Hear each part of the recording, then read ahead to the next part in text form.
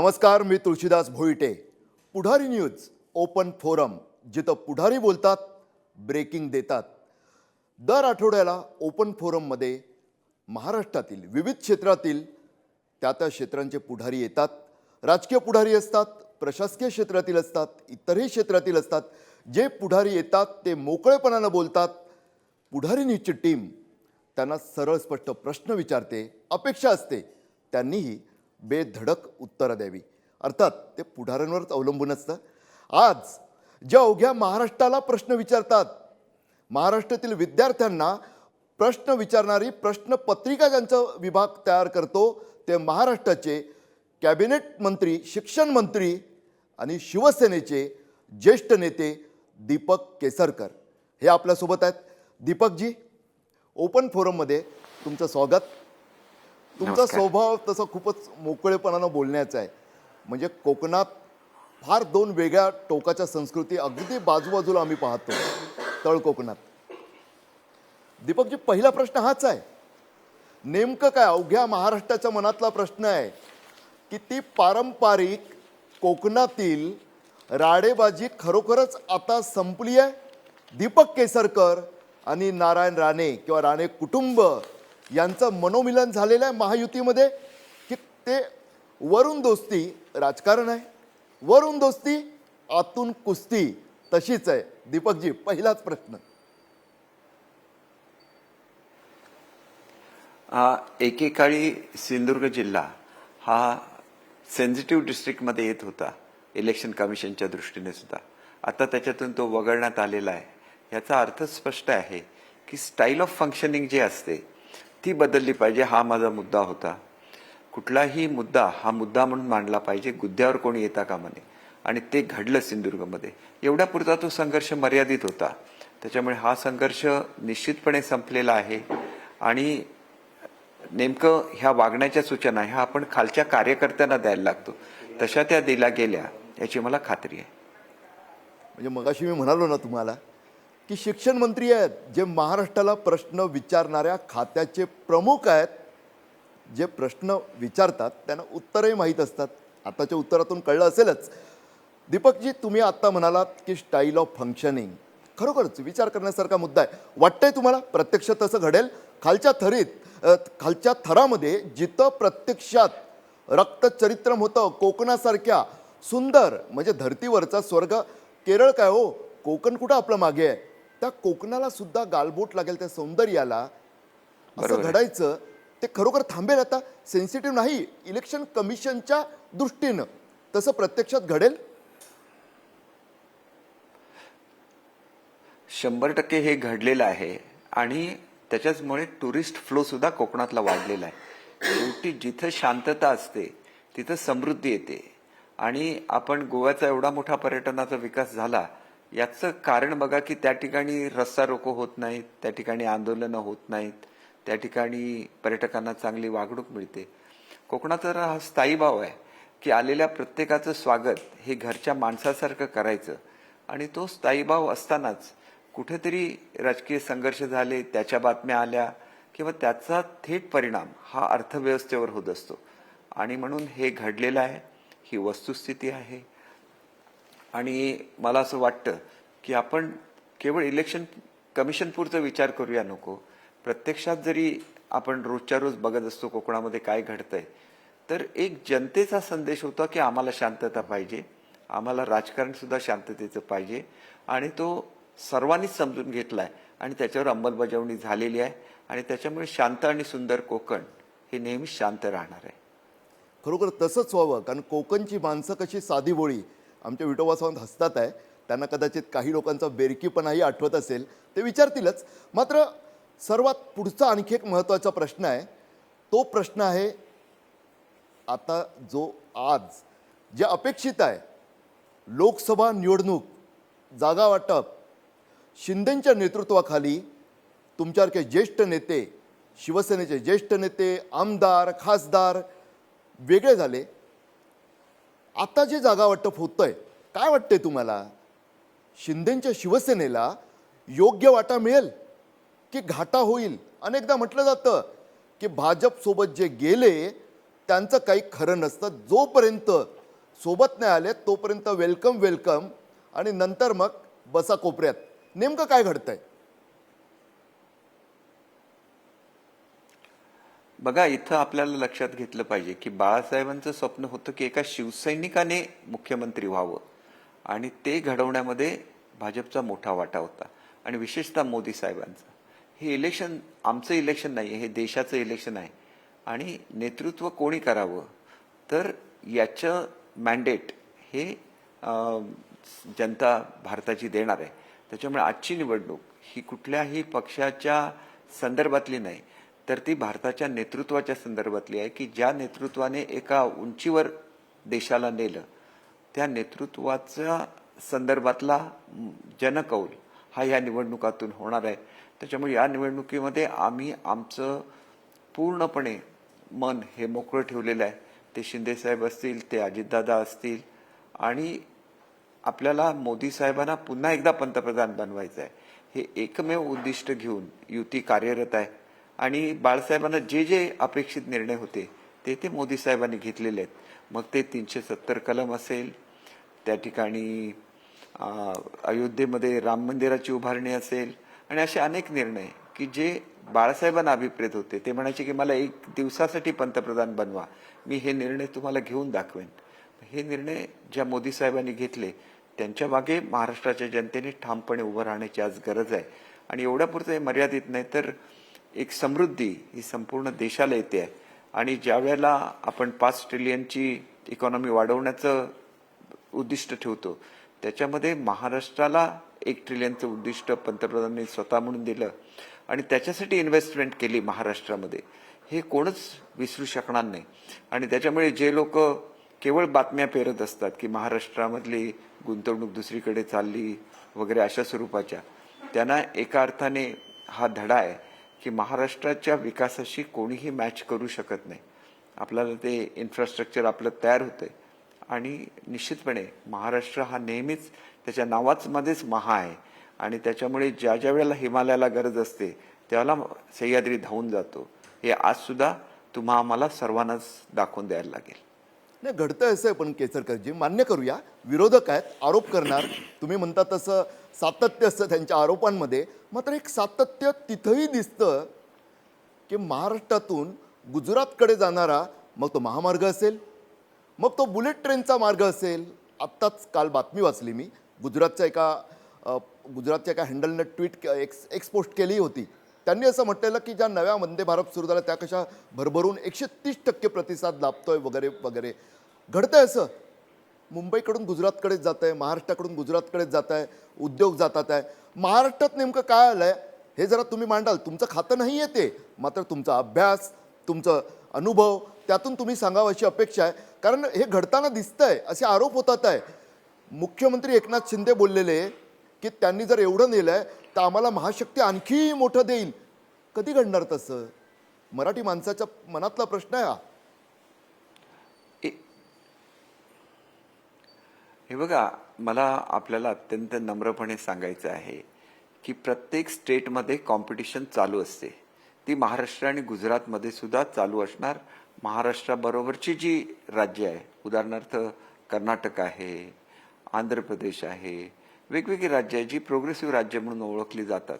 आता यूपी स्वतःला स्टॅबिलाइज करण्याचा प्रयत्न करतोय. याचा अर्थ कुठलीही गुंतवणूक ही पंतप्रधानांनी सांगितल्यामुळे जाते किंवा गुजरातला जाते, हा एक नॅरेटिव्ह सेट केला जातोय. हा एक चुकीची कल्पना या ठिकाणी रुजवली जाते. कारण आपण लक्षात घ्या की महानंदा डेअरीचं मी तुम्हाला उदाहरण देतो. जी नॅशनल फेडरेशन आहे ते 5 वर्ष महानंदा चालवणार आहे, आणि महानंदाला नफ्यामध्ये आणून पुन्हा ती महाराष्ट्राच्या म्हणजे महानंदाच्या ताब्यात देणार आहे.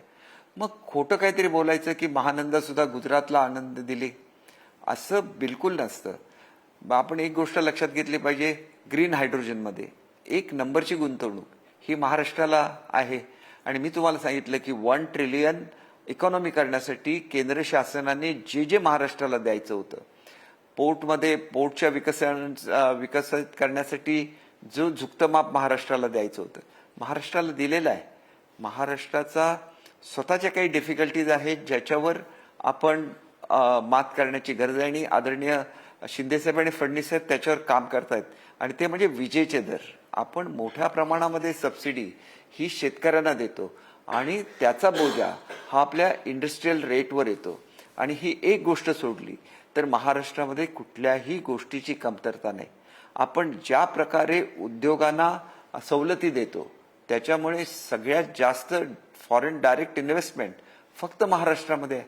मी आपल्याला एक साधं उदाहरण देतो की महाराष्ट्राचा जीएसटी हा 2.5 लाख कोटी आहे आणि 2 नंबरच्या राज्याचा 1 लाख कोटी रुपये आहे. विनाकारण कोणाशी तरी आपण कम्पेअर करत राहायचं, तुलना करत राहायची. महाराष्ट्र हा महा आहे आणि आपण एक गोष्ट लक्षात घेतली पाहिजे की ज्या वेळेला युवक आपल्याकडे एका अपेक्षेने बघतात त्यावेळेला नुसत्या एका स्टेट बरोबर आम्ही जर्मनीमधला करार केलेला आहे. हा 4 लाख मॅनपॉवर पुरण्याचा केलेला आहे. कारण सगळ्यात जास्त स्किल्ड स्टेट कुठलं असेल तर ते महाराष्ट्र आहे आणि त्याच्यामुळे महाराष्ट्रामधली जी ट्रेंड मॅनपॉवर आहे त्याची तुलना दुसऱ्या राज्यांशी केली जाऊ शकत नाही. इन्फ्रास्ट्रक्चरमध्ये महाराष्ट्र पहिल्या क्रमांकावर आहे, त्याच्यामुळे त्याची तुलना इतर राज्यांशी होऊ शकत नाही. आणि जे अनेक दूरगामी निर्णय हे महाराष्ट्राने इन्फ्रास्ट्रक्चर डेव्हलपमेंटमध्ये केलेले आहेत त्याच्या मागे केंद्र शासन ठामपणे आपल्याबरोबर उभं राहिलं. ही वस्तुस्थिती आहे आणि ही वस्तुस्थिती कधीच जाणवून दिली जात नाही. हे दुर्दैव आहे. संपूर्ण भारताचाच विकास होतोय आणि त्याच्यामध्ये महाराष्ट्र विकासामध्ये नेहमी आघाडीवर राहणार हे आकडेवारीवरून सिद्ध झालेलं आहे. विनाकारण एखाद्या प्रोजेक्टशी तुलना करत राहायची आणि मग त्याच्यामधून जनतेचा गैरसमज करायचा हे कुठेतरी थांबलं पाहिजे असं मला स्वतःला वाटतं. आणि हे ज्यावेळेला तुम्ही करत असता त्यावेळेला तुम्ही आपल्या राज्याचंच नुकसान करत असता. कारण तुम्ही पहिल्या क्रमांकाचं एफडीआय बघा आणि दुसऱ्या क्रमांकाचं ह्याच्यामध्ये तुलनाच होत नाही. 40,000 कोटीची गुंतवणूक आली म्हणून कर्नाटकाच्या मुख्यमंत्र्यांचं परदेशी गुंतवणूक एफडीआय आली म्हणून कर्नाटकाच्या मुख्यमंत्र्यांचे सत्कार होतात, तिथं बॅनर लागतात आणि 3,50,000 कोटीची गुंतवणूक येऊन सुद्धा मुख्यमंत्र्यांवर महाराष्ट्राची टीका होते. हे सर्वसामान्य माणसाने जाणून घेतलं पाहिजे असं मला स्वतःला वाटतं. कारण महाराष्ट्र हा वेगळा आहे, महाराष्ट्र हा महा आहे आणि त्याच्यामुळे ती त्याची जी आपण पास्ट ग्लोरी ज्याला म्हणतो की गतवैभव ज्याला म्हणतो हे पुन्हा एकदा आणण्याचं काम हे या सरकारने केलंय. आणि त्याच्यामुळे आपल्या छोट्या छोट्या स्वार्थासाठी मोठे मोठे प्रकल्प त्या ठिकाणी प्रलंबित ठेवायचे आणि जनतेचं नुकसान करायचं. या एका काळातून आपण बाहेर आलेलो आहोत आणि आपण प्रगतीच्या दिशेने झेप घेतोय. त्यावेळेला कुठलंही राज्य आपल्याशी तुलना करू शकणार नाही याची मला खात्री आहे. दीपकजी, खूप गंभीर एक आरोप तुमच्या बोलण्यात दिसला. महाराष्ट्राचं नुकसान केलं जात आहे. स्पष्ट शब्दात ऐकायला आवडेल महाराष्ट्राला, कारण तुम्ही खूप चांगलं बोललात काही गोष्टी. विरोधक महाराष्ट्राबद्दल गैरसमज पसरवून महाराष्ट्राचा घात करतायत असं बोलायचं आहे तुम्हाला?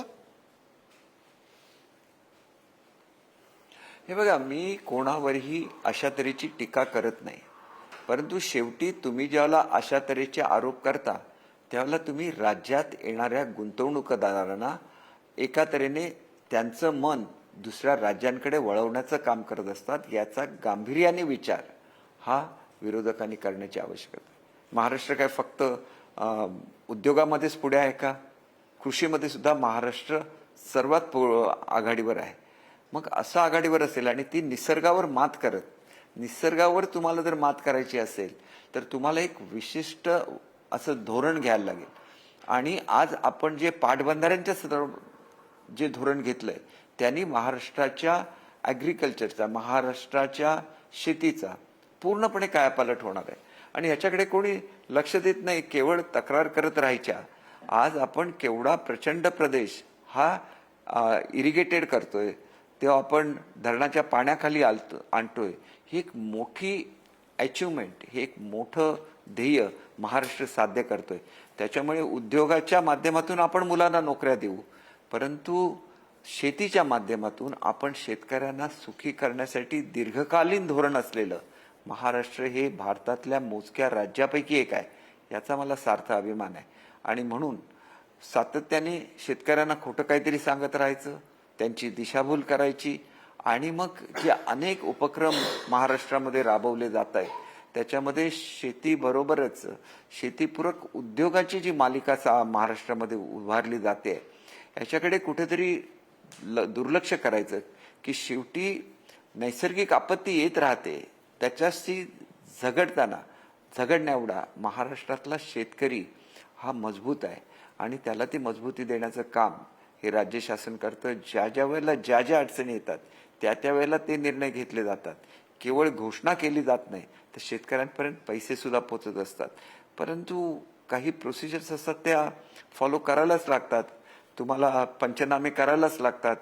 त्याच्यामध्ये वेगवेगळ्या गोष्टीची आपल्याला जाहीर करायला लागतात आणि त्याची अंमलबजावणी सुद्धा केली जाते.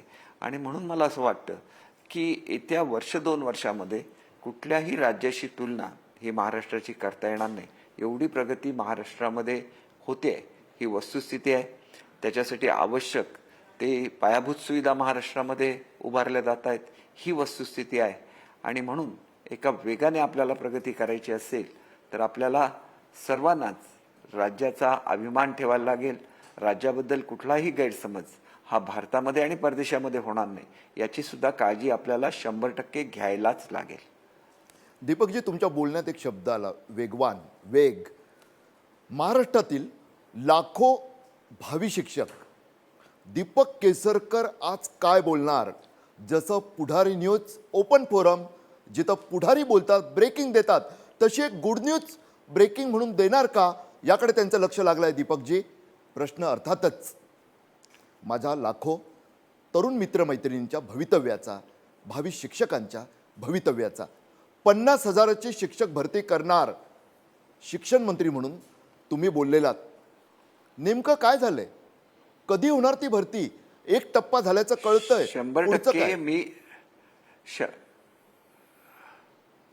100% मी माझ्या शब्दाला प्रामाणिक आहे.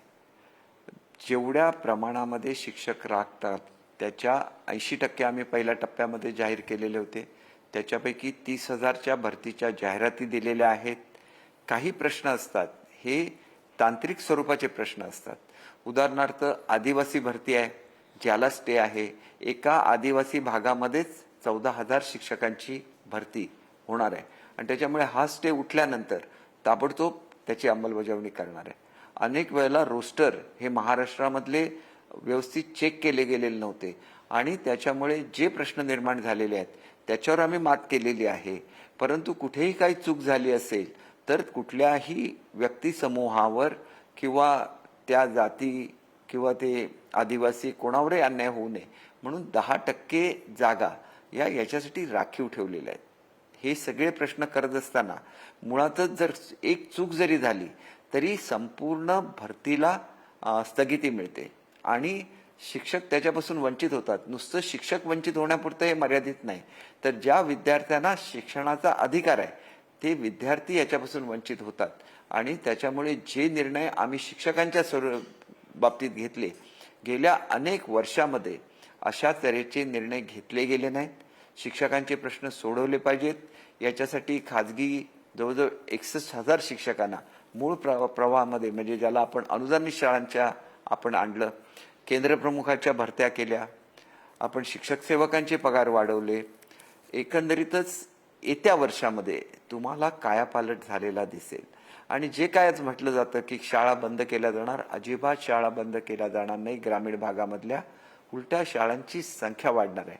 कारण अंगणवाडी आणि प्राथमिक शाळा या एकत्रित केल्या जाणार आहेत. याचा अर्थ स्पष्ट आहे की ज्या ठिकाणी अंगणवाडी आहे तिथं प्री प्रायमरी होणार आहे. मग ही प्री प्रायमरी जर होणार आहे तर मग प्रायमरी शाळा या तिथून दुसरीकडे स्थलांतरित होण्याचा प्रश्न उद्भवत नाही. फक्त क्वालिटी एज्युकेशन हे मुलांना द्यायला लागेल, कारण त्यांना जागतिक स्पर्धेमध्ये उतरायचं आहे. मी तुम्हाला मगाशी सांगितलं की 4 लाखांपेक्षा जास्त विद्यार्थ्यांना आपण परदेशामध्ये पाठवणार आहोत. नुसतं HCLने आमच्याशी करार केलेला आहे. 15,000 मुलांना थेट नोकऱ्या 12वी नंतर देण्याचा केलेला आहे. Tata institute of social sciences 10,000 मुलांना त्यांच्या 12वी पास झाल्यानंतर नोकऱ्या देणार आहेत.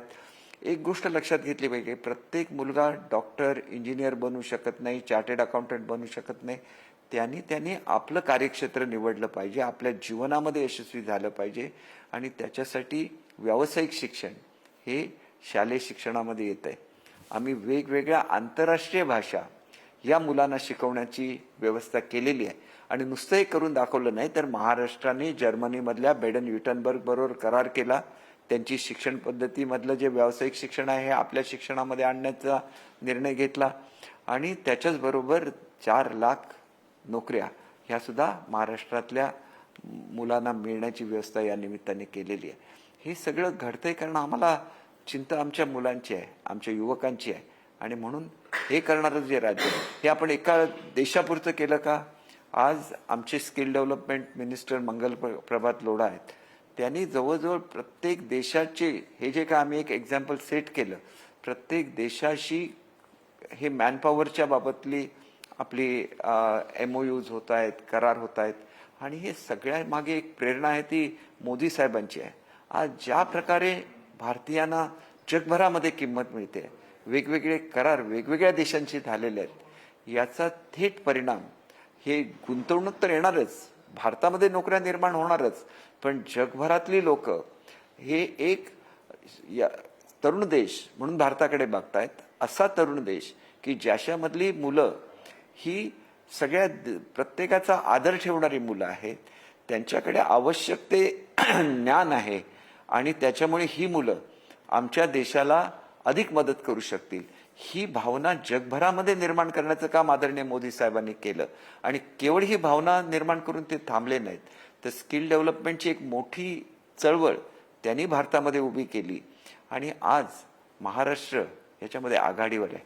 आणि त्याच्यामुळे मला असं वाटतं की कुठेतरी आपला देश ज्यावेळेला प्रगती करतोय त्यावेळेला सर्वांनी एकत्र येण्याची गरज आहे. राजकारणात राजकारण होत राहतं, परंतु राजकारणाच्या पलीकडे जाऊन आपल्या देशाचं कल्याण, कारण हे मर्यादित राहणार आहे का फक्त मॅनपॉवर पुढे? पुढच्या काळामध्ये अनेक देशांची फळांची हे असेल, त्यांना जे धान्य लागतं ते पुरवण्याची अशा अनेक जबाबदाऱ्या भारतावर येणार आहेत. आणि त्याच्यामुळे त्याच्यामधलं आधुनिक तंत्रज्ञान विकसित केलं जात आहे. आणि पुढच्या काळामध्ये भारत ही एक महाशक्ती बनत असताना आपल्या शेतकऱ्यांना ह्या आंतरराष्ट्रीय बाजारपेठा उपलब्ध होणार आहेत, आपल्या मुलांना ह्या आंतरराष्ट्रीय अपॉर्च्युनिटीज उपलब्ध होणार आहेत. याच्याकडे आपण कधीच डोळसपणे बघणार नाही आहे का? हा सुद्धा निश्चितपणे एक प्रश्न आहे. नक्कीच प्रश्न आहे तो केसरकरजी. तुम्ही म्हणालात भारत एक तरुण देश हो आहे ना, त्याच तरुणांविषयी तुम्ही शब्द दिलाच की 100% शिक्षक भरती करणारच, शब्द पाळणारच. परंतु असाच एक तरुण विदर्भातल्या मोर्शीतून जितेंद्र डाकोरे आपल्या कोकणात आला. दीपकजी, तुम्हाला कदाचित माहीत नसेल, नोकरशाही नावाची जी यंत्रणा आहे ना, दोष नाही द्यायचा मला, पण कधी कधी असं वाटतं की तुम्ही नेते 5 वर्षात 3-4 वेळा तरी निवडणुकांना सामोरं जावं लागतं, ग्रामपंचायतीपासून ते संसदेपर्यंतच्या. परंतु या नोकरशाहीवर काही वचक? अहो, मोर्शीचा जितेंद्र कोकणात येतो, मनात आस घेऊन आला की मला नियुक्ती मिळाली आहे शिक्षक म्हणून. त्याला नंतर कळतं की नियुक्ती रद्द झाली आहे जिल्हा समायोजनात. कुठं ती प्रशासकीय यंत्रणा होती? दुःख याचं नाही आहे. एकटा कमावता मोर्शीतला जितेंद्र कोकणात पायी चालताना अपघातात दगावतो. अहो, नोकरी तर दूर, जीवही जातो. नोकरशाहीचा खेळ होतो, एका तरुणाचा जीव जातो. दीपकजी, अशा प्रकरणाची चौकशी करून दोषी असणाऱ्यांवर कारवाई होणार का? त्या जितेंद्रच्या नातेवाईकांना काही आपण मदत करणार का? हा एक 100% प्रश्न. कारवाई होईल. मला 100% आपण एक चांगला मुद्दा आणलेला आहे. असे ज्या वेळेला प्रकार घडतात त्यावेळेला शासनाच्या माध्यमातून असतेच, परंतु मी त्यांना व्यक्तिगत मदत सुद्धा करत असतो. आणि त्याच्यामुळे या प्रकरणामध्ये निश्चितपणे आपण मदत केल्यामुळे एखाद्याचा गेलेला जीव परत येत नसतो. परंतु विद्यार्थ्यांनी सुद्धा हे लक्षात घेतलं पाहिजे की जे लोक मेरिटमध्ये आलेले आहेत त्यांना नोकरी ही ॲश्युअर्ड आहे. ती अमुक जिल्ह्यामध्ये मिळाली किंवा नाही मिळाली तरी ती 100% त्यांना मिळणार आहे याची खात्री त्यांनी बाळगली पाहिजे. कारण ते मेरिटमध्ये आलेले असतात. जे मेरिटमध्ये आलेले असतात त्यांना त्यांचं एकदा सिलेक्शन झाल्यानंतर त्यांना ती नोकरी देण्याची जबाबदारी ही आपल्यावर असते. अर्थात आम्ही काही वेळेला ज्या अनुदानित शाळा आहेत त्याच्यामध्ये 3 वर आणलेली होती संख्या, पण पुन्हा एकदा कोर्टामध्ये जाऊन त्यांनी 10 वर आणण्यासाठी हे केलेलं आहे. अशा अनेक गोष्टी येत असतात, आम्हाला अनेक डिफिकल्टीज येत असतात, परंतु आमचे निर्णय हे शाळांना पूरक, विद्यार्थ्यांना पूरक असेच असतात आणि ते शिक्षकांना सुद्धा पूरक असतात. म्हणून शिक्षकांना जेवढं न्याय हा आमच्या कालावधी मिळाला आहे तो कधीही मिळालेला नाही आहे. आणि त्या मला खात्री द्यायची आहे की प्रत्येकाला नोकरी तर मिळू शकत नाही. कारण जर माझ्याकडे 50,000ची भरती असेल तर 30,000ची होती ती पहिल्या टप्प्यामधली, तर अर्ज आलेले होते 2.5 लाख. 2.5 लाखच्या 2.5 लाख लोकांना मिळू शकत नाहीत. मग त्याच्यामध्ये पुढे काय करायचं या विद्यार्थ्यांच्या संदर्भात, ह्याच्यासाठी आपल्याला एक वेगळा विचार केला गेला पाहिजे. शिक्षकांचं शॉर्टेज फक्त भारतामध्ये आहे असं बिलकुल नाही, की जगभरामध्ये पुढच्या काळामध्ये हे शॉर्टेज निर्माण होणार आहे. आपण त्याच्यासाठी स्वतःला सक्षम बनवायला लागेल आणि मल्टीटास्किंगला आता पर्याय राहिलेला नाही आहे. आणि त्याच्यामुळे मल्टीटास्किंग कसं करता येईल, आणि जरी आमच्या शाळांची संख्या आणि विद्यार्थ्यांच्या संख्येवर आमचे विद्यार्थी अवलंबून असले आणि आमच्या नोकऱ्या अवलंबून असल्या तरी मोठ्या प्रमाणामध्ये आपल्या शाळांची आणि विद्यार्थ्यांची संख्या कमी झाल्यामुळे जो परिणाम स्कूल एज्युकेशनवर होतोय आणि त्याच्यामुळे शिक्षकांची जी संख्या घटते, आम्ही पुढच्या 1 वर्षामध्ये जे वेगवेगळे उपक्रम राबवतोय त्याच्यामुळे मोठ्या प्रमाणामध्ये आपल्या शासकीय शाळांमधल्या विद्यार्थ्यांची संख्या वाढायला मदत होणार आहे. आणि हे झाल्यानंतर जेवढे विद्यार्थी असतील तेवढ्या शिक्षकांची भरती असते. परंतु त्याच्याच बरोबर इंग्रजीच्या बद्दल असलेल्या आकर्षणापोटी जी मुलं प्रायव्हेट स्कूलमध्ये जात आहेत त्यांच्यामध्ये सुद्धा शिक्षकांची भरती चालू असते आणि त्याच्यामध्ये सुद्धा क्वालिफाईड टीचर्स घ्यायला लागतात आणि त्यांना सुद्धा योग्य तो पगार मिळाला पाहिजे याच्याबद्दल सुद्धा महाराष्ट्र शासन जागरूक असतं. आणि त्याच्यामुळे खाजगी शाळांच्या सर्वेची मोहीम आम्ही चालू केलेली आहे आणि या मोहिमेतून निश्चितपणे चांगले निर्णय हे येत्या वर्षात म्हणजे नवीन शैक्षणिक धोरण सुरू झाल्यानंतर घेतले जाणार आहे. आणि शिक्षणाचा दर्जा उत्कृष्ट असावा यासाठी उच्च आणि तंत्र शिक्षण ज्याप्रमाणे ॲक्रिडेशन देत असतं आणि प्रत्येकाला ग्रेडिंग देत असतं, त्याच प्रकारचं ग्रेडिंग हे महाराष्ट्रातल्या शाळांना देण्याचा आम्ही निर्णय घेतलेला आहे. आणि तो सुद्धा आमचा जो गव्हर्नमेंट रिझॉल्युशन असतो तो सुद्धा प्रसिद्ध झालेला आहे. महाराष्ट्रातील लाखोंची परीक्षा घेणाऱ्या शिक्षण खात्याचे कॅबिनेट मंत्री असणाऱ्या शिक्षण मंत्री दीपक केसरकर यांचीच आज परीक्षा सुरू आहे. एक प्रकारे प्रश्नांची सरबत्ती होते आहे. मी थेट पुढारी न्यूजच्या टीमकडे देतो. अनेक प्रश्न आहेत, सरळ स्पष्ट प्रश्न. केसरकरजी, तुम्ही महाराष्ट्राला महाराष्ट्र म्हणता, मात्र विरोधक त्याच्यावर टीका करतात आणि महाराष्ट्राला महाग राष्ट्र म्हणतात, कारण पेट्रोल आणि डिझेलचे दर हे सर्वाधिक महाराष्ट्रात आहेत. आता जर रेट पाहायला गेलं तर मुंबईमध्ये 104 रुपये प्रति लिटर पेट्रोल मिळत आहे, तेच दिल्लीमध्ये 94, गोव्यामध्ये 96 आणि चेन्नईमध्ये 100 रुपयाला मिळत आहे. असं काय? महाराष्ट्रात सर्वाधिक पेट्रोलचे दर काय, डिझेलचे दर काय आणि राज्य सरकार याच्यावर काय करणार आहे? खरं तर हा वेगळ्या तऱ्हेचा प्रश्न आहे. पेट्रोलचे दर हे त्याच्यासाठी लागणारी वाहतूक, त्याच्यावर असलेले वेगवेगळे कर याच्यावर अवलंबून असतं. परंतु आपल्याकडे अनेक वेळेला इन्फ्रास्ट्रक्चरला होणारे पैसे हे त्या ठिकाणी पेट्रोलच्या दरामधून ते वसूल केले जातात, ज्या ज्या ठिकाणी असं आहे त्या ठिकाणी. आणि त्याच्यामुळे माहिती आहे आपल्याला की आपल्याकडे आपण टोल घेण्याचं पूर्णपणे बंद केलेलं आहे राज्य शासनाच्या वतीने. शेवटी हे वाहनांकडून कुठेतरी ही वसुली होत असते आणि त्याच्यामुळे वेगवेगळ्या ठिकाणी वेगवेगळे रेट असण्याचं कारण हे वेगवेगळं असू शकतं. आणि त्याच्यामुळे मी राज्याच्या अर्थ खात्याचा मंत्री म्हणून काम केलेलं आहे. आणि ज्या वेळेला पंतप्रधानांनी आवाहन केलं त्यावेळेला ज्या राज्यांनी आपल्या पेट्रोलचे दर कमी केले त्याच्यामध्ये महाराष्ट्र हे एक राज्य आहे. परंतु हल्लीच्या दिवसामध्ये माझा फायनान्स डिपार्टमेंटशी वेगळ्या तऱ्हेने संबंध येतो की राज्यमंत्री नसल्यामुळे मी या ठिकाणी बजेट मांडत असतो.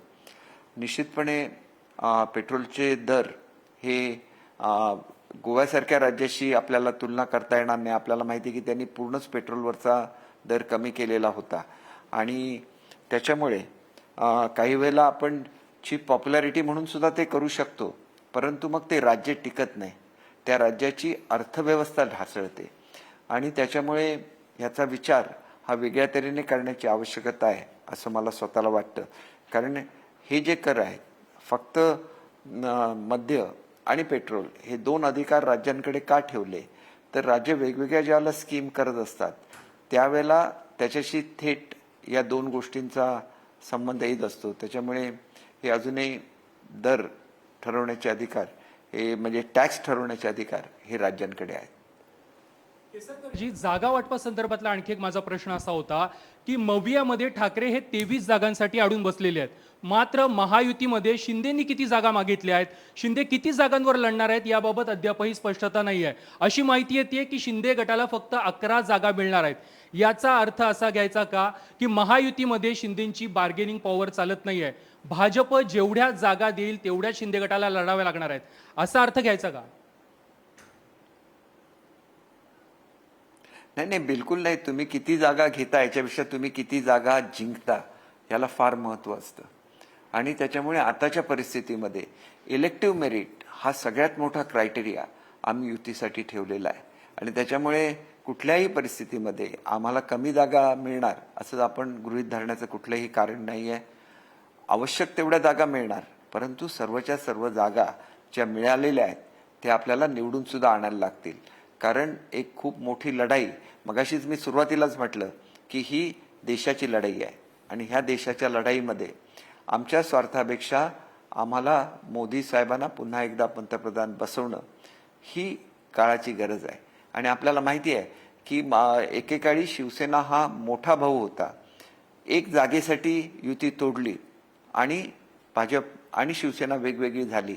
बाळासाहेबांनी जी युती बनवलेली होती ती युती तोडली. परिणाम काय झाला, जागा मिळताना त्या जागा कमी मिळाल्या आणि त्याच्यामुळे मोठा भाऊ हा लहान भावाच्या भूमिकेमध्ये आला. याचा विचार कोणच करत नाही. त्यावेळेला जरी 150 जागा घेतल्या असत्या आणि त्याच्यामधल्या 100पेक्षा जास्त जागा, किमान 120 वगैरे अशा जागा ह्या शिवसेनेच्या निवडून आल्या असत्या. आणि त्याच्यामुळे शिवसेना आणि भाजप हे एका लेवलला महाराष्ट्रामध्ये राहिले होते आणि ते करण्याचं काम हे बाळासाहेबांनी केलेलं होतं. बाळासाहेब कधीही असा हट्ट करत नव्हते. ज्या ज्या वेळेला प्रमोद महाजन, गोपीनाथ मुंडे येऊन भेटायचे बाळासाहेबांनी ती लवचिकता ठेवलेली होती आणि त्याच्यामुळे त्यांचा मोठ्या भावाचा स्टेटस कायम राहिलेला होता. म्हणून बाळासाहेबांच्या विचार टिकला पाहिजे हा आमचा महत्वाचा लढा होता. निश्चितपणे आमच्या पक्षामध्ये 2 भाग झाले, मूळ भाग आमच्याकडे राहिला, तरी पण काही प्रमाणात ताकद कमी होतेच ना. वेळोवेळी शिवसेना फुटत गेली. हे फोडणारे कोण होते याचा विचार कोणच करत नाही. आणि त्याच काँग्रेस पक्षाबरोबर ज्यांनी शिवसेनेची अनेक शकलं करण्याचा वर्षानुवर्ष प्रयत्न केला त्यांच्याच नादी आपण लागायला लागलो तर मग पक्षाच्या भवितव्याचा प्रश्न येतो. त्याच्यामुळे आजची निवडणूक ही देशाची निवडणूक आहे. ही केवळ भाजपची निवडणूक नाही, तर ती आपल्या देशाला जे पंतप्रधान लाभलेले आहेत त्या पंतप्रधानांनी अतिशय सक्षम असं नेतृत्व भारताचं करून त्याला जगामध्ये एका विशिष्ट उंचीवर नेलेले आहे आणि त्याचा फायदा पुढच्या काळामध्ये आपल्या देशाला होणार आहे. याचा विचार करून महाराष्ट्राने सुद्धा क्रांतिकारी निर्णय घ्यायला लागतील. महाराष्ट्रामधले जे नेते आहेत त्यांनी एक संघपणे काम करायला लागेल असं मला स्वतःला वाटतं. केसरकरजी, तुम्ही म्हणताय की मेरिटवर जागा वाटप होईल, मात्र भाजपचा तुमच्याच जागांवर डोळा असल्याचं पाहायला मिळतं जिथे तुमचे सिटिंग खासदार आहेत. म्हणजे ठाणे आणि मुंबईमध्ये तुमची कोंडी करण्याचा प्रयत्न भाजपकडून केला जातोय. कारण तुम्ही जर कल्याण डोंबिवली लढत असाल तर आम्हाला ठाणे द्या अशी आग्रही मागणी भाजपकडून केली जाते. मुंबईमधल्या 2 जागांवर देखील भाजपचा डोळा आहे. याच्यावर तुम्ही काय म्हणाल? भाजप तुमची मुंबई आणि ठाण्यामध्ये जिथे शिंदेचा बालेकिल्ला आहे तिथेच कोंडी करू पाहते का? हे बघा, कोंडी करण्याचा कसा प्रश्न येऊ शकतो. आज मुख्यमंत्रीपद आमच्याकडे, राज्याचे मुख्य हे आमच्या पक्षाचे आहेत आणि आपण एकत्र बघितलं की शेवटी युती म्हटल्यानंतर आज आमच्या पक्षाचं पुन्हा एकदा युती पुनर्स्थापित होऊन आज महाराष्ट्रामध्ये जो कमी वेळ आम्हाला मिळालेला आहे ते गृहीत धरून पक्ष संघटना सुद्धा आपल्याला तेवढ्याच ताकदीने वाढवायला लागणार आहे. पुढे विधानसभेच्या निवडणुका आहेत. आज आम्ही भांडत बसलो तर याचा परिणाम विधानसभांवर सुद्धा होण्याची शक्यता असते. त्याच्यामुळे एक प्रिन्सिपली निर्णय आम्ही असा घेतलेला आहे की विधानसभेच्या संदर्भात सुद्धा एकत्र बसायचं, कुठल्याही पक्षाचं नुकसान न होता. जिथं केंद्रामध्ये भाजपला झुकतं माप देण्याची भूमिका ही नेहमी बाळासाहेबांनी त्या काळामध्ये ठेवलेली आहे. आज सुद्धा शिंदे साहेबांची भूमिका अशीच आहे की केंद्रामध्ये झुकतं माप देणं आणि राज्यामध्ये शिवसेनेला अधिक मजबूत करणं ही स्ट्रॅटेजी असू शकते. शेवटी राज्य हे तेवढंच महत्वाचं आहे आणि देशाला आजची निवडणूक ही मोदी साहेबांच्या नेतृत्वाच्या दृष्टीने महत्वाची आहे. त्याच्यामुळे त्याच्याकडे वेगळ्या दृष्टीने बघण्याची गरज आहे असं मला स्वतःला वाटतं. केसरकरजी, यामध्ये एक असा प्रश्न सुद्धा येतो, तुम्ही म्हणताय की बाळासाहेबांची स्वप्नपूर्ती करण्याचं काम हे केंद्र सरकारनं मागच्या काही वर्षांमध्ये केलेलं आहे. मग इथं प्रश्न असा पडतो की बाळासाहेबांचं स्वप्न हे फक्त शिवसेना नव्हती, त्या अनुषंगानं मुंबई सुद्धा होती. बाळासाहेबांचं स्वप्न हे ठाण्याबद्दल सुद्धा होतं. बाळासाहेबांचं स्वप्न हे संभाजीनगरबद्दल सुद्धा होतं, जिथं स्वतः अमित शहा येऊन उमेदवाराची घोषणा करतात जागा वाटप क्लिअर होण्यापूर्वी. मग प्रश्न असा पडतो की एकीकडे मुख्यमंत्रीपद द्यायचं, गळ्यात सोन्याची चेन द्यायची, पण बाकीचं काय? म्हणजे जर का मुंबईसारखा मोठा भाग जर तुमच्याकडनं जाणार असेल, ठाण्यामध्ये जर का भाजप शिरकाव करण्याचा प्रयत्न करत असेल, जर का जागा वाटपाआधी संभाजीनगरमध्ये शहा येऊन उमेदवारी घोषित करत असतील, तर मग अस्तित्वाची लढाई लढण्याची वेळ येईल अशा दिशेने तुम्ही जाताय का? हा प्रश्न उद्या विरोधक विचारतील तुम्हाला. बिलकुल नाही. मुंबईवर पूर्ण नियंत्रण हे शिवसेनेचं आहे आणि मुंबईच्या नावाखाली राजकारण करणं आणि मुंबईवर अन्याय करणं हे जे चाललेलं होतं हे आता बंद झालेलं आहे. मुंबईच्या बाबतीत ज्यावेळेला तुम्ही बोलता त्यावेळेला मुंबईमधला मराठी मनुष्य आज 10-10 वर्ष रस्त्यावर होता, कोणी त्याची दखल नाही घेतली. शिंदेसाहेब आल्यानंतर त्यांना त्यांच्या हक्काचं भाडं मिळायला लागलं, हक्काची घरं मिळायला लागली. ही वस्तुस्थिती आहे. मुंबईचा विकास करण्यामध्ये एकनाथ शिंदेजींचं जे योगदान आहे हे कोणीही विसरू शकणार नाही. अनेक जे मुंबईचे प्रकल्प बंद पडलेले होते त्यांनी सुरू केलेले आहेत आणि त्यांनी मुंबईकरांच्या मध्ये एक आत्मविश्वास जागृत केलेला आहे. आणि मुंबईची लढाई ही मुंबईवर खासदारांच्या किती सीट मिळतात त्याच्यापेक्षा पुढच्या काळामध्ये किती आमदार मुंबईमधून निवडून येणार आहेत हे सुद्धा तेवढंच महत्वाचं आहे. आणि त्याच्यामध्ये एखाद्या सीटवर ज्यावेळेला आपण एक लक्षात घेतलं पाहिजे की नुकतंच आमच्या पक्षाचे 2 भाग झाल्यामुळे मूळ पक्ष आमच्याबरोबर आहे, तरी पण काही प्रमाणात ज्या वेळेला तुमची शक्ती कमी होते त्यावेळेला पुन्हा एकदा ती शक्ती मिळवायला लागते आणि ती प्रक्रिया झालेली आहे. मुंबईमध्ये एवढं काम झालेलं आहे, जागोजागी आपण बघा की मुंबई बदलते आहे, मुंबई आरोग्यदायी होते आहे. कधी मुंबईच्या आरोग्याचा विचार केला गेला होता का? एवढे दवाखाने कधी ओपन केले गेले होते का? मुंबईकरांना पूर्णपणे सेवा ही पुढच्या काळामध्ये आरोग्य सेवा ही मोफत करण्यात आलेली आहे. त्यांना औषधं विकत घ्यायला लागणार नाहीत. हे निर्णय सगळे कोणाचे आहेत? हे निर्णय एकनाथ शिंदेजींचे आहेत. त्या ठिकाणी अनेक लोक ही जुन्या घरांमध्ये राहत होती, त्या संदर्भातले निर्णय घेतलेले आहेत. ज्या ठिकाणी डेव्हलप करू शकत नाही तिथं गव्हर्नमेंट एजन्सीजने त्या जागा ताब्यात घेऊन त्या ठिकाणची डेव्हलपमेंट करण्याचा निर्णय घेतलेला आहे.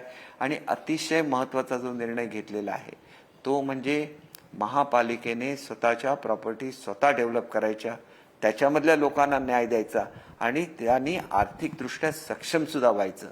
आज खऱ्या अर्थाने मुंबई महानगरपालिकेला आणि मुंबईतल्या लोकांचं जीवन सुसह्य करत असताना स्वतः रस्त्यावर उतरले. धुलीकण रस्त्यावर हवेमध्ये उडतायत आणि त्याच्यामुळे हवा प्रदूषित झाली आहे.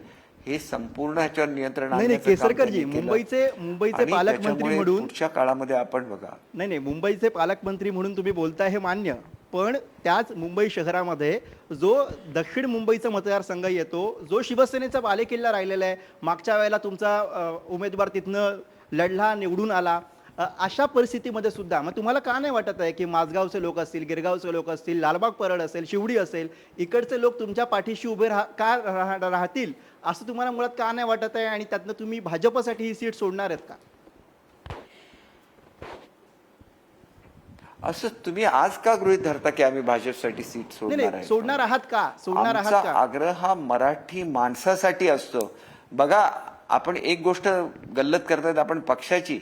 बाळासाहेबांचा आत्मा मराठी मनुष्य हा होता आणि उद्या आमचा लोकप्रतिनिधी तो युतीचा हा त्या भागामधला मराठी असला पाहिजे, हा 100% आग्रह.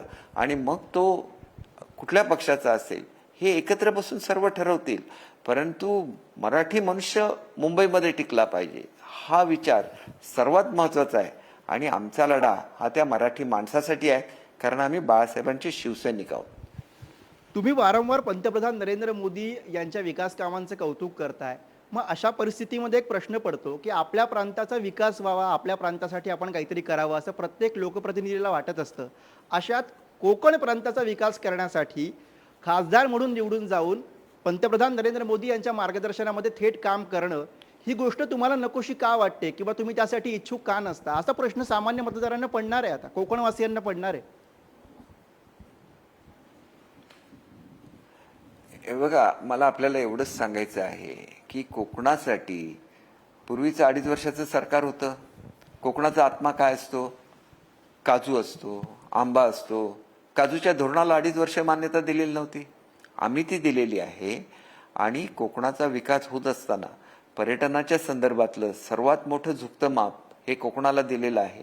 केंद्र शासनाची पर्यटनामध्ये जे जिल्हे निवडले गेले त्याच्यामध्ये कोकणाला प्रायोरिटी दिली गेलेली आहे. आणि त्याच्यामुळे प्रत्येक जिल्हानिहाय आपल्याला एक आढळून येईल की कोकणाच्या संदर्भात आमच्या शासनाने जो निर्णय घेतला जो अतिशय महत्त्वाचा आहे की कोकणासाठी एक स्वतंत्र असं बजेट आम्ही दिलेलं आहे. त्याच्यासाठी वेगळी यंत्रणा उभी केलेली आहे ज्याचे अध्यक्ष स्वतः मुख्यमंत्री आहेत. त्याच्यामुळे मुख्यमंत्री महोदयांच्या नेतृत्वाखाली कोकणासाठी अशा तऱ्हेच्या योजना राबवल्या जाणार आहेत की कोकण हे जे अनेक वर्षाचं चित्र होतं की कोकणचा कॅलिफोर्निया झाला पाहिजे अशी मागणी केली जात होती, पण त्याच्याबरोबर त्याचं इन्फ्रास्ट्रक्चर, त्याच्यावर करायची गुंतवणूक याचा कोणीच कधी विचार केलेला नाही, जो आता व्हायला लागला. तुम्ही येत्या 3-4 वर्षामध्ये कोकणाचं पूर्णपणे कायापालट झालेलं असणार. आणि त्याच्यामुळे युती म्हणून एकत्र काम करायला लागेल, एकत्र विचार करायला लागेल आणि एकत्र आपल्याला वाटचाल सुद्धा करायला लागेल. आणि म्हणून कोकणासाठी जे जे निर्णय घेतले, कोकणातल्या प्रत्येक डिस्ट्रिक्टमध्ये मेडिकल कॉलेज झालेलं आहे. कोकणाची जी एक शक्ती आहे ती बंदरांमध्ये आहे. या बंदरांचा विकास व्हायला सुरुवात झालेली आहे. इथं व्यापार, इथं इन्व्हेस्टमेंट येत असताना वेगवेगळ्या तऱ्हेने जो विरोध केला जातो हा विरोध थांबला पाहिजे. तिथल्या पर्यावरणाचं रक्षण करून कोकणाचा विकास झाला पाहिजे. आणि तो विकास करून दाखवण्याच्या संदर्भातली भूमिका ही एकनाथ शिंदेजींनी घेतलेली आहे. आजपर्यंत का नाही सगळ्या मोठ्या मोठ्या महामंडळांना एकत्र करून एकच महामंडळ कोकणासाठी निर्माण केलं गेलं? आज अनेक महामंडळांकडे एवढे पैसे असतात की ते पैसे वापरले जात असताना ते पैसे कोकणी माणसासाठी वापरले गेले पाहिजे, कोकणच्या किनारपट्टीसाठी वापरले गेले पाहिजे, हा विचार कधीच आलेला नव्हता. आणि त्याच्यामुळे हा विचार एकनाथजी शिंदे साहेब करतात, कारण त्यांची कर्मभूमी कोकण आहे. आणि त्याच्यामुळे कोकणाबद्दल हा विचार त्यांनी केला. आणि मला खात्री द्यायची की कोकणाबद्दलचे जे जे निर्णय आज घेतले जात आहेत त्यांनी येत्या काही वर्षांमध्ये कोकणाचा पूर्णपणे कायापालट झाल्याशिवाय राहणार नाही, एवढी मी आपल्याला खात्री देऊ इच्छितो. केसरकर साहेब, एक गोष्ट तुम्ही मान्य केली की शिवसेना फुटल्यामुळे शिवसेनेची ताकद कमी झाली, त्याच्यामुळे कमी जागा वाट्याला आल्या. खरं तर उद्धव ठाकरे जेव्हा काँग्रेस आणि राष्ट्रवादीबरोबर गेले तेव्हा शिवसेनेचं नुकसान होईल असं सर्वजण, म्हणजे असा प्रमुख आक्षेप होता शिवसेनेच्या आमदारांचा, ज्यांनी बंड केलं. पण आता भाजपबरोबर गेल्यानंतर त्यापेक्षाही कमी जागा लढवाव्या लागत आहेत. तर भाजपबरोबर गेल्यामुळेही नुकसान होतं आहे असं तुम्हाला वाटत नाही आहे का? नाही, हे बघा, आपण पुन्हा पुन्हा एकाच प्रश्नाकडे येत आहे की जागेंच्या वाटपामध्ये आपल्याला असं वाटतं का की काँग्रेस बरोबर गेल्यानंतर उद्धव ठाकरेंच्या जागा वाढणार आहेत? ही केवळ एक कल्पना आहे. ज्या वेळेला प्रत्यक्षामध्ये, आणि आम्ही तर प्रयत्न केला ना की महायुतीची पुन्हा पुनर्स्थापना व्हावी, मग त्या ठिकाणी कबूल करून सुद्धा उद्धव ठाकरेंनी त्याचं पालन उद्धव साहेबांनी का केलं नाही? हा प्रश्न त्यांच्या लोकांनी त्यांना विचारण्याची गरज आहे ना. मग त्यावेळेला तर कुठे हे झालेलं नव्हतं, त्यावेळेला तर तुमची पूर्ण ताकद राहिली असती. परंतु काँग्रेस तुम्हाला संपवते आहे. आजपर्यंत रिजनल पार्टी म्हणून शिवसेनेला संपवायचं आणि राष्ट्रवादी मोठी करायची ही भूमिका तर अनेक वेळेला राहिलेली आहे. आणि मग तेच नेते काँग्रेसमध्ये असतात, तेच राष्ट्रवादीमध्ये असतात. परंतु राष्ट्रवादीमध्ये सुद्धा ज्यावेळेला विकासाच्या प्रश्नावर चर्चा झाली त्यावेळेला त्यांना सुद्धा मुख्य प्रवाहामध्ये राहायला लागलं ह्या गोष्टीचं. आणि मग मला असं सांगा की ज्या वेळेला शिवसेनेचे आणि भाजपने वेगवेगळी इलेक्शन लढवली आणि शिवसेनेचे भाजपपेक्षा थोडे कमी आमदार निवडून आले, त्यावेळेला उघडपणे पाठिंबा देण्यामध्ये पवार साहेबच होते ना, बाहेरून पाठिंबा दिला ना. आणि मग त्याच्यामुळे बार्गेनिंग पॉवर शिवसेनेची संपली वस्तुस्थिती आहे. आणि मग त्याच पवार साहेबांना घेऊन ज्यावेळेला तुम्ही राजकारण करणार त्यावेळेला शिवसेनेचं नुकसान होणार. म्हणून पवार साहेबांना घेऊन कधी बाळासाहेबांनी राजकारण केलं नाही. पवारसाहेब खूप मोठे नेते आहेत, त्यांच्यावर टीका करण्याचा मला अधिकार नाही, परंतु हा निर्णय त्यांनीच घेतलेला होता ना. आणि अजितदादांनी स्वतः सांगितलेलं आहे की ज्या वेळेला शिवसेना आणि भाजपमध्ये ह्या ठिकाणी थोडी टसल चालली होती त्यावेळेला आपल्याला त्या ठिकाणी शपथ घेण्याबद्दल सुद्धा सूचना या साहेबांकडून आल्या होत्या असं सुद्धा त्यांनी म्हटलेलं आहे. याचा कधी इन्कार केला गेलेला नाहीये. मग एका तऱ्हेने शिवसेनेला संपवण्याचे जे प्रयत्न झाले, भले ते काँग्रेसकडून झाले, काँग्रेसने पाठिंबा ताबडतोब का नाही दिला आणि राष्ट्रपती राजवट का आली, त्यांनी तुमच्याकडून कॉमन मिनिमम प्रोग्रामवर सह्या करून घेतल्या. ज्या प्रवृत्तीशी बाळासाहेब आयुष्यभर झगडले त्या प्रवृत्तीला जवळ घेणाऱ्या काँग्रेसला तुम्ही ज्याला जवळ घेता त्याला बाळासाहेबांचे विचार संपलेले असतात त्या ठिकाणी. आणि आम्हीच बाळासाहेबांचे विचार पुढे चालवणार. माझ्यासारखा मनुष्य ज्याला मोठ्या मोठ्या ऑफर्स होत्या, मला स्वतः पंतप्रधान माझा प्रवेश करून घेणार होते, मी का आलो शिवसेनेमध्ये? बाळासाहेबांच्या विचारासाठी आलो ना. मग तोच विचार जर तुम्ही सोडणार असाल तर मग हा प्रश्न येतो. ही मोठी लढाई आहे. केवळ सहानुभूती मिळवण्याचा तो राष्ट्रवादीमधून प्रयत्न होतोय, जी पवारसाहेबांच्या गटाकडून उद्धवजींकडून होतोय, परंतु खरी वस्तुस्थिती काय होती हे सुद्धा लोकांना कळलं पाहिजे. की खऱ्या अर्थाने तुम्हाला महायुतीमध्ये सन्मानाचं स्थान मिळणार होतं, ते तुम्ही नाकारलं. तुमचे काही व्यक्तिगत हेवेदावे असतील, परंतु शेवटी आयडिओलॉजी असते, शेवटी पक्षाची ध्येय धोरणं असतात. शेवटी जो विचार आहे, हिंदुत्वाचा जो विचार आहे, हा हिंदुस्थान आणि त्याच्यामध्ये राहणाऱ्या भूमीवर प्रत्येक प्रेम करणारा मनुष्य हा हिंदू, ही संकल्पना पुढे घेऊन बाळासाहेब गेले. आणि त्या संकल्पनेला छेद देण्याचं काम हे काही लोक हे केवळ मताच्या राजकारणासाठी करतायत आणि त्यांनी उद्धव साहेबांचा बळी घेण्याचा प्रयत्न केला. ही वस्तुस्थिती आहे. आणि आज स्वतःला सहानुभूती मिळावी म्हणून आमच्यावर आरोप केले जात आहेत. हे आरोप कितपत योग्य आहे याचा विचार सुद्धा महाराष्ट्राच्या जनतेने केला पाहिजे. आणि म्हणून मला असं वाटतं की मी स्वतः बोललेलो आहे उद्धव साहेबांशी की सगळ्यांना परत बोलवूया, तुम्हीच मुख्यमंत्री राहा. स्वतः एकनाथ शिंदे साहेब त्यांना सांगत होते की तुम्हीच मुख्यमंत्री राहा, परंतु आपण मूळ विचाराबरोबर जाऊया. मूळ विचार हा हिंदुत्वाचा विचार आहे, जो व्यापक विचार आहे, जो हिंदुस्थानच्या प्रगतीचा विचार आहे, त्याच्याबरोबर आम्ही राहूया. पण त्यांनी हे मान्य केलं नाही. ही वस्तुस्थिती आहे. उगाच आम्हाला कोणी फसवलं, कोणी कोणाला फसवलेलं नाही. ही बोलणी स्वतः आम्ही सर्वांनी केलेली आहे. त्याला आम्हाला सांगण्यात आलं की तुम्ही सुद्धा जा. आपणच म्हणायचं तुम्ही सुद्धा जा आणि नंतर गद्दार म्हणायचं, हे चुकीचं आहे. पैशासाठी कोणीही विकला जाऊ शकत नाही महाराष्ट्रामध्ये. वस्तुस्थिती अशी आहे की एक लढाई जी आहे, आज सुद्धा बघा मी तुम्हाला सांगतो, जे काय घडणार आहे ते बाळासाहेबांनी ज्या विचारासाठी लढा दिला, ज्या लोकांचं त्यांचं असं म्हणणं आहे की जाती जातीमध्ये ते हे करत नव्हते, परंतु कोणी पाकिस्तान जिंदाबाद म्हणणार असेल, कोणी हिंदू खलिस्तान जिंदाबाद म्हणणार असेल, तर त्या लोकांना त्यांचा विरोध होता. आणि त्याच्यामुळे तुम्ही अशा लोकांच्या बरोबर गेलेले आहात की ज्यांना मतासाठी जाती जातीचं राजकारण करायचं असतं. आणि हे जातीचं राजकारण बाळासाहेबांनी कधीही केलेलं नव्हतं. आणि त्याच्यामुळे आम्ही ज्या विचाराबरोबर गेलेलो आहोत तो विचार मोदी साहेबांनी पुढे नेलेला आहे. आणि त्याच्यामुळे आज टीका करत असताना वेगवेगळ्या तऱ्हेने शिंदे साहेबांना बदनाम करण्याचा प्रयत्न केला जाईल, भाजपला स्वार्थी ठरवण्याचा प्रयत्न केला जाईल. परंतु वस्तुस्थिती हीच राहील की मुंबईचा विकास झाला पाहिजे, त्याच्यामध्ये मराठी मनुष्य टिकला पाहिजे. आणि मराठी मनुष्य टिकला पाहिजे तर काँग्रेसबरोबर जाऊन हा मराठी मनुष्य टिकू शकत नाही. काँग्रेसचा आतापर्यंतचा इतिहास हा मराठी द्वेषाचाच राहिलेला आहे. आणि त्याच्यामुळे त्यांच्याबरोबर जात असताना हा द्वेष हा तिथं राहणारच आहे. स्वातंत्र्यवीर सावरकरांचा अपमान झाला त्यावेळेला वाईट नाही वाटलं, त्यावेळेला मराठी मन, मराठीचा स्वाभिमान त्यावेळेला नाही दिसला. आणि ज्या स्वातंत्र्यवीर सावरकरांचा अपमान करणाऱ्या लोकांची ज्यावेळेला तुम्ही गाळा भेट घेता त्याला तर महाराष्ट्राचा अपमान होत नाही का? मराठी माणसाचा अपमान होत नाही का? स्वातंत्र्यासाठी दिलेल्या लढ्याचा अपमान होत नाही का? याचा विचार 100% केला गेला पाहिजे. केवळ एक नॅरेटिव्ह सेट करायचं आणि ते नॅरेटिव्ह लोकांच्या गळी उतरण्याचा प्रयत्न करायचा, सहानुभूतीची लाट निर्माण करायची, परंतु विकासाचा विचार करायचा नाही, हे योग्य आहे की अयोग्य आहे याचा विचार महाराष्ट्राच्या जनतेने केला पाहिजे. सर, आता तुम्ही म्हणालात की सरकार आल्यानंतर देखील उद्धव ठाकरे यांच्यासोबत युतीत यावं या संदर्भातली एक चर्चा झाली होती. आता तुम्ही पुन्हा एकदा एकामेकाच्या विरोधात आहात का? आता पुन्हा एकदा उद्धव ठाकरेंना महायुतीत येण्यासंदर्भात चर्चा केली जाऊ शकते का? हे बघा, हा प्रश्न आता का उद्भवत नाही? त्यांनी एका टोकाला जाऊन काँग्रेसबरोबर हातमिळवणी केलेली आहे आणि त्याच्यामुळे त्यांनी जर ही भूमिका ठेवली असेल, अनेक लोक म्हणतात की ते अशी बोलणी करायला येत होते आणि मला अनेक सोर्सेसमधून सुद्धा कळलं की बोलणी करतायत. मग बोलणी करत असाल तर ते काँग्रेसला सुद्धा फसवतायत असा अर्थ होतो ना.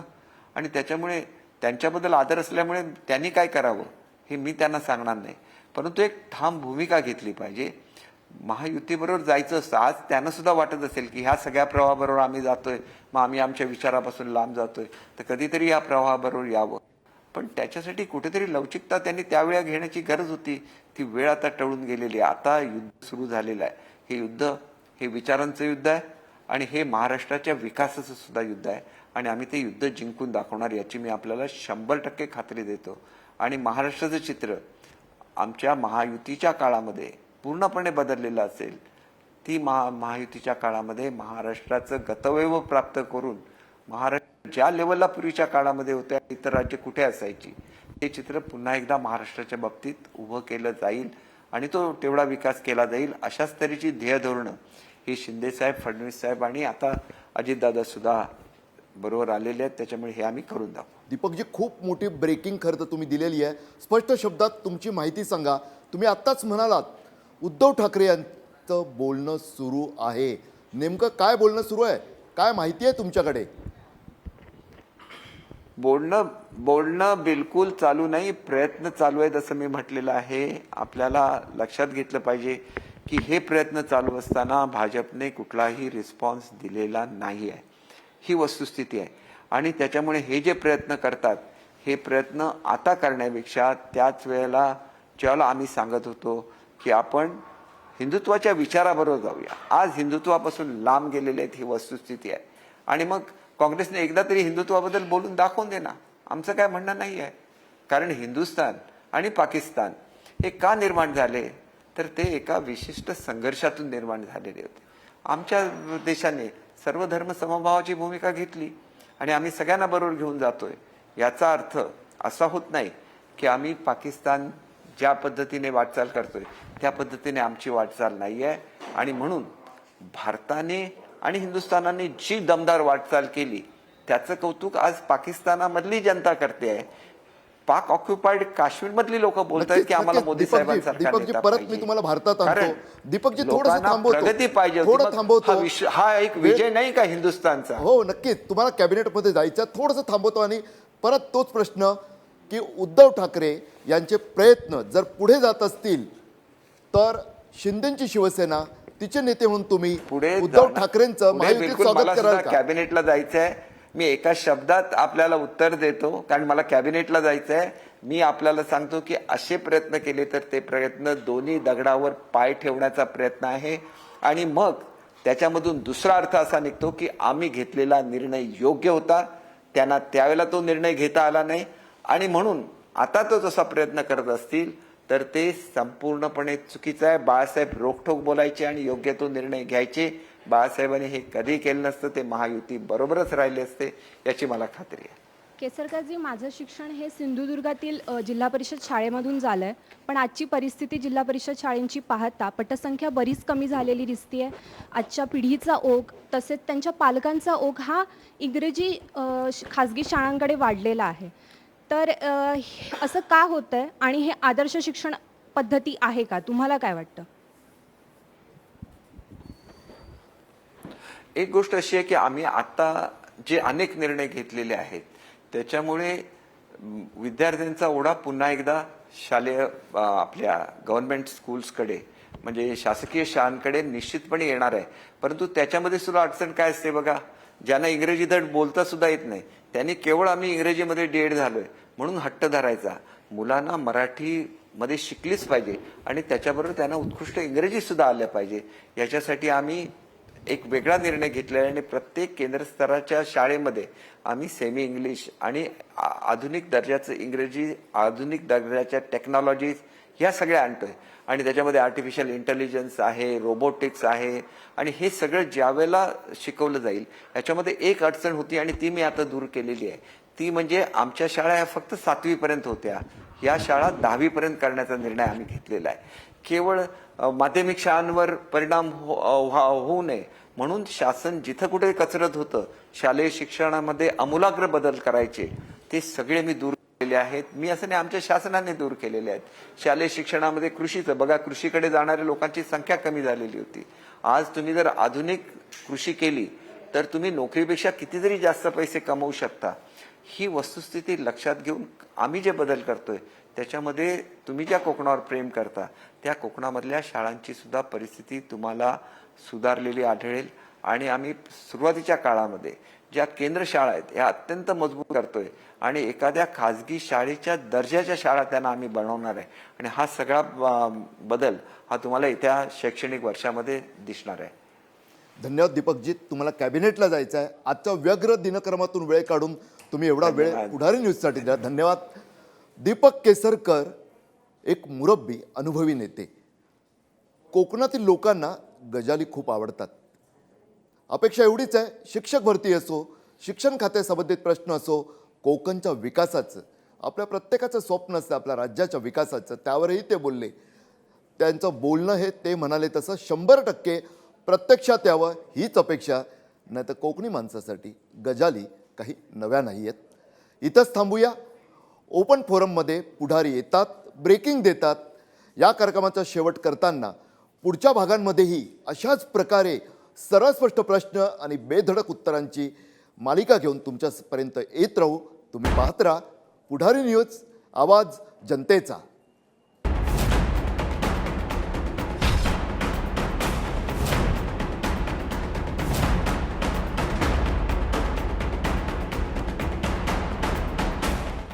Thank you.